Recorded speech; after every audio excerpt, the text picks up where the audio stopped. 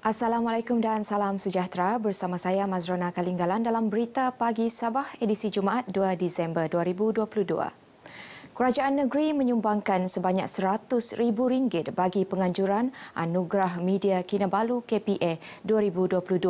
Sumbangan disampaikan Ketua Menteri Datuk Seri Panglima Haji Jinor kepada Presiden Persatuan Wartawan Sabah SJA Datuk Mugunten Vanar. Menurut Datuk Haji Ji, kerajaan negeri sentiasa menghargai sumbangan media dalam menyebarkan pelan pembangunan Hala 7 Sabah Maju Jaya. Sehubungan itu, beliau menyeru media arus perdana terus menyediakan fakta berita tepat bagi menangani pelbagai berita palsu di media sosial. Sementara itu, Presiden SJA Datuk Mugunten berkata, acara tahunan yang diadakan dengan kerjasama kerajaan negeri ini bagi mengiktiraf hasil karya wartawan Sabah dan Labuan. Sebanyak 270 penyertaan diterima tahun ini bagi 23 kategori yang dipertandingkan. Datuk Haji Ji dijangka menghadiri malam penganugerahan di Kota Kinabalu 18 Disember ini. Penganjuran Pitch Borneo diyakini mampu membuka ruang dan peluang kepada masyarakat bagi merealisasikan idea inovasi akar umbi sekaligus menjadi penginovasi berjaya yang berdaya saing. Sehubungan itu, golongan penginovasi diajak memanfaatkan platform berkenaan untuk mengembangkan inovasi mereka. Menteri Sains, Teknologi dan Inovasi Datuk Yaakob Khan berkata Pitch Borneo berperanan untuk mengenal pasti dan menonjolkan inovasi yang mampu dikomersial atau diaplikasikan.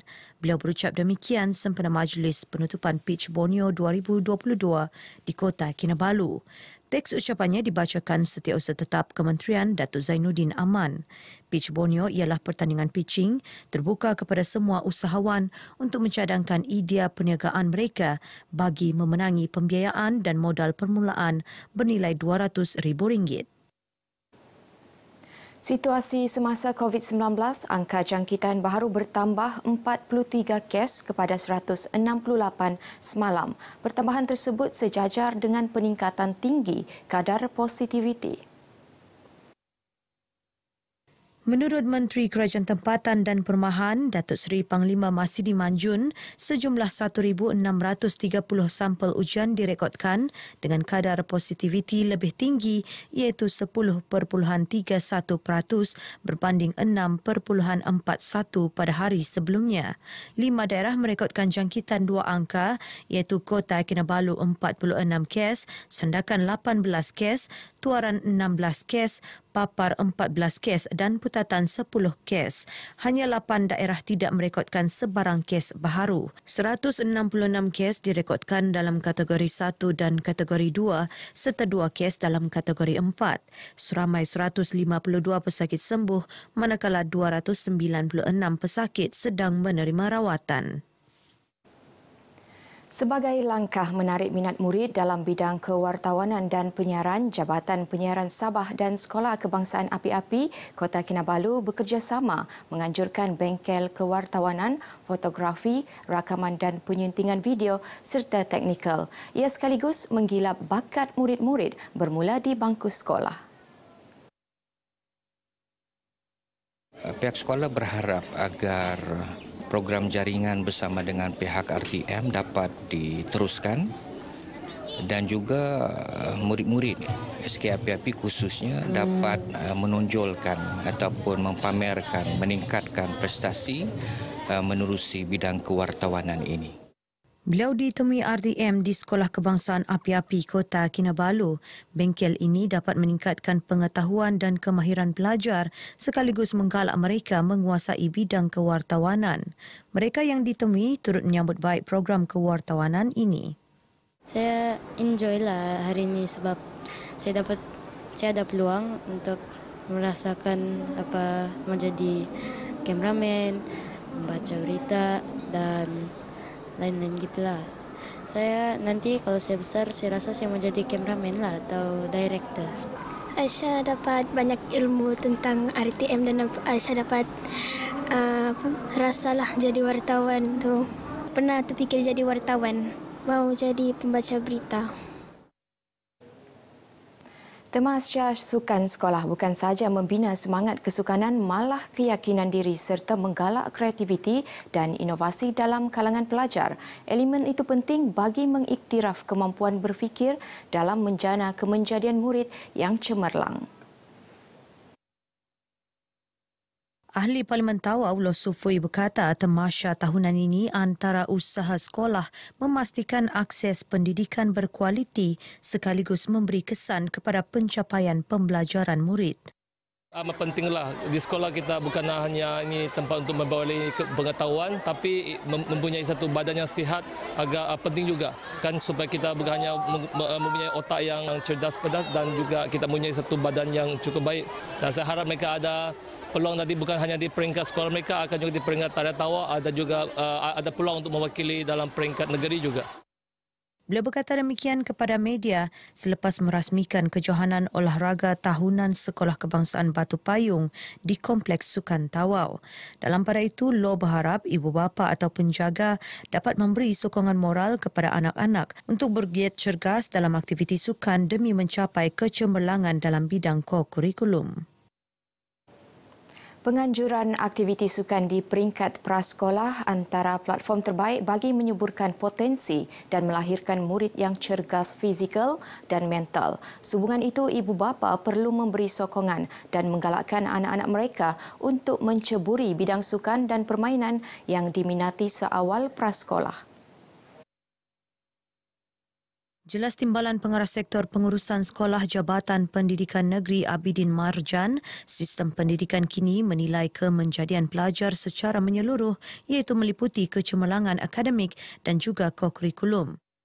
Kita pupuk mereka menjadi seorang anak-anak yang berjaya pada masa hadapan, seimbang emosinya, mindanya sihat, sesuai dengan 3 asas utama dalam pendidikan iaitu efektif, psikomotor dan kognitif. Beliau ditemui pemberita selepas merasmikan Karnival Sukan Prasekolah Zon Tenggara, Tawau, Sempurna, Kunak dan Lahadatu di Stadium Utama Kompleks Sukan Tawau. Mengenai Karnival Sukan ini, Abidin berkata, selain menjadi landasan memupuk semangat perpaduan dan kerjasama tinggi, ia juga mendidik murid bahawa kejayaan hanya dapat dicapai melalui usaha, ketekunan, perancangan rapi dan pengorbanan. 120 murid termasuk guru prasekolah menyertai Karnival Sukan sehari ini yang antaranya mempertandingkan acara bola jaring, futsal, lari 50 meter dan 4x50 meter. Suruhanjaya Koperasi Malaysia SKM dengan kerjasama 7 gabungan koperasi lain melaksanakan program Tanggungjawab Sosial Korporat CSR di Pulau Mabul Sempurna yang melibatkan agihan bantuan tunai kepada Persatuan Ibu Bapa dan Guru, peruntukan Baik Pulih Bumbung SK Pulau Mabul, agihan bakul makanan kepada keluarga B40 dan komuniti Bajau Laut serta beberapa kelengkapan sekolah, rumah dan surau. Menurut pengerusi eksekutif SKM, Dato' Zazali Harun, keseluruhan bantuan bernilai RM50,650 ini adalah sumbangan pihaknya bersama 7 gabungan koperasi lain. Tujuan program ni kita nak tunjukkan bagaimana gerakan koperasi prihatin dengan keadaan masyarakat setempat lah. Jadi hari ini saya bawa beberapa buah koperasi besar beri sumbangan pada pagi ini untuk melihat apa benda yang boleh dibantulah kepada masyarakat di Pulau Mabul ni. Beliau ditemui pemberita selepas melancarkan program CSR SKM dan gerakan koperasi di SK Pulau Mabul Sempurna. Pelajar lepasan sijil pelajaran Malaysia SPM dan individu 18 tahun ke atas kini boleh mendaftar kursus pengurusan pelancongan tahap diploma yang ditawarkan Politeknik Tawau Sabah PTS. Kursus akan menawarkan pelbagai kemahiran dalam pengurusan projek pelancongan, khususnya pelancongan berasaskan komuniti dan pelancongan beragensi. Pengarahnya, Dr. Nohaniza Mohamad berkata, PTS satu-satunya yang menawarkan kursus pengurusan pelancongan di Sabah. Pelajar-pelajar yang lepasan SPM 18 tahun ke atas datanglah mendaftar di Politeknik Tawau Sabah. Kami menawarkan kursus pengurusan pelancongan di mana para pelajar akan belajar pengetahuan dan juga mendapat kemahiran khusus bagaimana untuk menguruskan projek-projek pelancongan. Beliau ditemui pemberita RTM sempena program World Tourism Conference 2022 di Pusat Konvensyen Antarabangsa Sabah SICC Kota Kinabalu. Melalui kursus ini, pelajar akan dilatih dengan pengetahuan dan kemahiran insania yang mengambil tempoh 3 tahun. Mereka yang berminat boleh mendaftar di laman sesawang UPU atas talian atau hubungi terus PTS. Program Sekolah Amanah membantu sekolah terpilih meningkatkan kecemerlangan bukan sahaja dalam bidang akademik, malah bidang lain termasuk hal ehwal pelajar dan ko-kurikulum. Antaranya Sekolah Kebangsaan, SK Kimanis, SK Mandahan, SK Pekan Kimanis, Sekolah Menengah Kebangsaan, SMK Kimanis dan SMK Agama Kimanis. Dengan adanya sekolah amanah ini memberi peluang kepada mereka dalam mengetengahkan bakat yang sedia ada. Seterusnya, melalui bakat ini kita dapat membentuk kemajuan murid itu bukan hanya dari segi akademik tetapi dari segi talented mereka, ya. Beliau ditemui RTM selepas mewakili Pengarah Pendidikan Negeri. Datuk Tania Jaman merasmikan majlis penyerahan sijil tamat tempoh matang intervensi program TTMIP Sekolah Amanah Peringkat Negeri 2022 di Papar.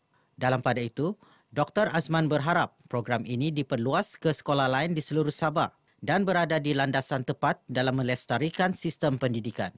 Sementara itu, mereka yang ditemui optimis program ini terbukti berkesan. Dan kita harapkanlah agar dapat diluaskan sebab sebenarnya ini adalah satu contoh yang kita telah tunjukkan kepada negara kita bagaimana kita boleh melakukan satu transformasi yang berstruktur dan berfokus yang boleh menjadikan sebuah sekolah itu sekolah yang berdaya maju. Dulu pelajar tak pandai bercakap, tak pandai menunjukkan apa yang mereka ada, tetapi di bawah program sekolah amanah atas bantuan Leap Edge Services ini, profesional daripada seluruh dunia datang membantu dan hidup mereka lebih bermakna bersama program sekolah amanah. Dalam majlis ini turut disampaikan sijil TTMIP dan dana hibah daripada Yayasan Amir kepada 5 sekolah amanah terbabit. Selain sijil penghargaan dan watika pelantikan pasukan petugas pejabat pendidikan daerah Papar dan Jabatan Pendidikan Negeri. Baik, sekian berita pagi Sabah. Teruskan bersama pelbagai platform RTM untuk perkembangan semasa. Saya Mazrona Kalinggalan. Salam hormat. Negara tercinta, lupakan segala duka. Hentikanlah provokasi.